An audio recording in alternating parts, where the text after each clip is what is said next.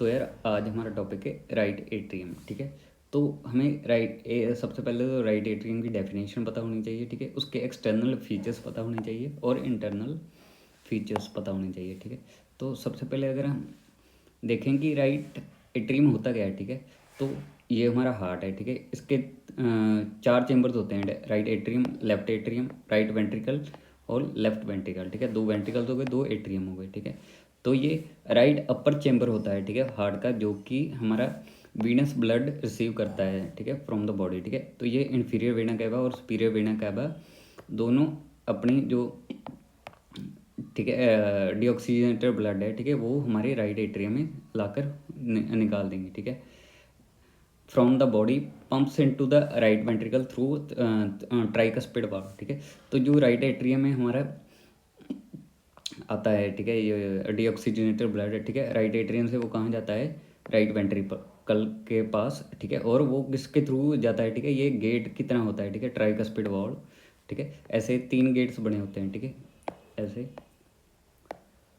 1 2 3। ठीक है, तो ये ट्राइकस्पिड वाल्व होता है। और जो हमारा लेफ्ट साइड का होता है, ठीक है, उसे हम बाइकस्पिड वाल्व कहते हैं, क्योंकि उसके 2 गेट्स होते हैं। ठीक है, तो अब ये क्वाड्रिलेटरल चैम्बर होता है। ठीक है, जो कि कहाँ होता है, राइट साइड, ये हमारी राइट साइड होगी, राइट साइड ऑफ वेंट्रिकल। ठीक है, और वेंट्रिकल के पीछे होता है। ठीक है, तो ये हमारी डेफिनेशन होगी। ठीक है, अब अगर इसके स्टैंड मतलब बाहर से ये कैसे दिखता है। ठीक है, तो चेम्बर इज एलोंगेटेड वर्टिकली। ठीक है, तो वर्टिकली इलोंगेटेड होता है। ठीक है, receiving superior vena cava at upper and and inferior vena cava at lower and. ठीक है, ये इन्फीरियर वेना कैवा नीचे से इसको अपनी सप्लाई देगी। ठीक है, और ऊपर से ये सुपीरियर वेना कैवा से जुड़ता है। ठीक है, along the right border of atrium a shallow, मतलब ये हमारा राइट बॉर्डर हो गया। ठीक है, यहाँ पर हमारे पास एक शैलो वर्टिकल ग्रूव होता है। ठीक है, ये वाला हमारा शैलो वर्टिकल ग्रूव होता है, जिसे हम सर्कस टर्मिनालिस कॉर्डेस कह देते हैं। ठीक है, ये सुपीरियर वीना कवा, ये इन्फीरियर वीना कवा, इनके बीच में एक हमारे पास सल्कस टर्मिनालिस एक ग्रूव होती है। ठीक है, वर्टिकल ग्रूव, वेंट्रिकल ग्रूव।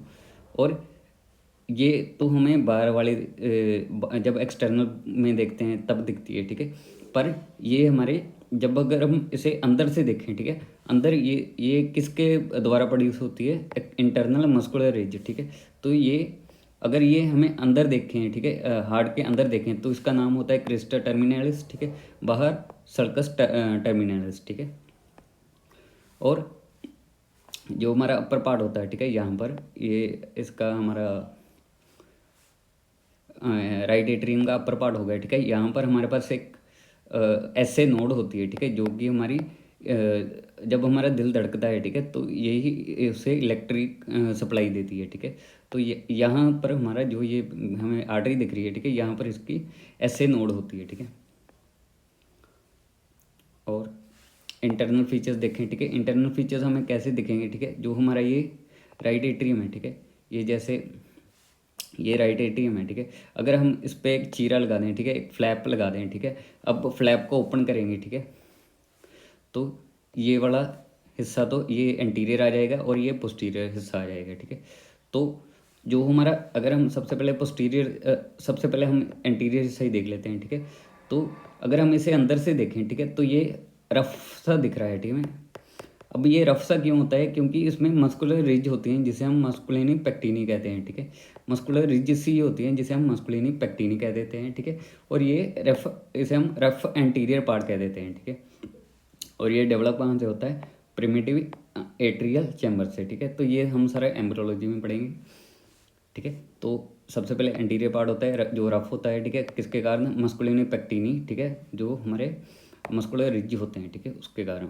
और ये जो पोस्टीरियर है, ठीक है, अंदर वाला हिस्सा, ये हमें स्मूथ पार्ट कह देते हैं। ठीक है, क्योंकि ये हमें ऐसे स्मूथ दिख रहा है। ठीक है, और ये कहाँ से होता है, derive from right horn of sinus Venus. ठीक है, तो ये फिर हम एम्ब्रियोलॉजी में करेंगे। ठीक है, और इसके अंदर हमारे पास किन किन वेसल्स की ओपनिंग होती है। ठीक है, तो सबसे पहले सुपीरियर वेना कावा, इसमें ओपनिंग होगी। ठीक है, ये हमारी इन्फीरियर वेना कावा की ओपनिंग होगी। ठीक है, और एक हमारे पास कोरोनरी साइनस होता है। ठीक है, कोरोनरी साइनस मतलब साइनस जो हमारा ड्रेनेज करते हैं, ठीक है। तो ये अगर कोरोनरी आर्टरीज जो इसे सप्लाई करती हैं, ठीक है, तो हमें कोरोनरी वेन्स भी चाहिए, ठीक है। तो वो कोरोनरी साइनस होता है, ठीक है, क्योंकि इसकी भी जो डीऑक्सीजनेटेड ब्लड है हार्ट को भी मिल रहा है, उसको भी हमें ड्रेन आउट करना है, ठीक है। तो इन्फीरियर वेना कावा के जो वाल्व होते हैं उसे स्टिशियन वाल्व कह देते हैं, ठीक है, और जो कोरोनरी साइनस का वाल्व होता है उसे थिबेशियन वाल्व कह देते हैं, ठीक है। और हमारे पास छोटी छोटी वेन्स होती हैं, ठीक है, जैसे वेना माइकार्डियस मिनिमी कह देते हैं, ठीक है। तो छोटी छोटी यहाँ पर वेन्स भी होगी। अब जो हमारा लास्ट पार्ट है इंटर आर्टीरियल सेप्टम, ठीक है। हमें यहाँ पर इंटर आर्टीरियल सेप्टम दिखता है, ठीक है। तो दो एट्रिया होते हैं, ठीक है, जैसे राइट एट्रिया और लेफ्ट एट्रिया, इन दोनों के बीच में एक सेप्टम होता है जिसे हम इंटर एट्रियल सेप्टम कह देते हैं, ठीक है। और इसमें एक फोसा वैलिस स्ट्रक्चर होता है, ठीक है, ये हमारा फोसा वैलिस स्ट्रक्चर है, ठीक है। अब ये फोसा वैलिस होता क्या है, ठीक है, जो हमारा जब हम बर्थ के टाइम अगर देखें, ठीक है, तो हमारा राइट एट्रियम और लेफ्ट एट्रियम, ठीक है, आपस में जुड़े होते हैं, ठीक है, मतलब इसमें कोई दीवार नहीं होती, ठीक है। पर जब बच्चा अडल्ट बनता है, ठीक है, जब हमारा हार्ट पूरा फॉर्म हो जाता है, ठीक है, तो उसमें जो दीवार बन जाती है, ठीक है, दो दीवार के जो रेमिनेंट्स रह जाते हैं उसे हम फोसा वैलिस कह देते हैं।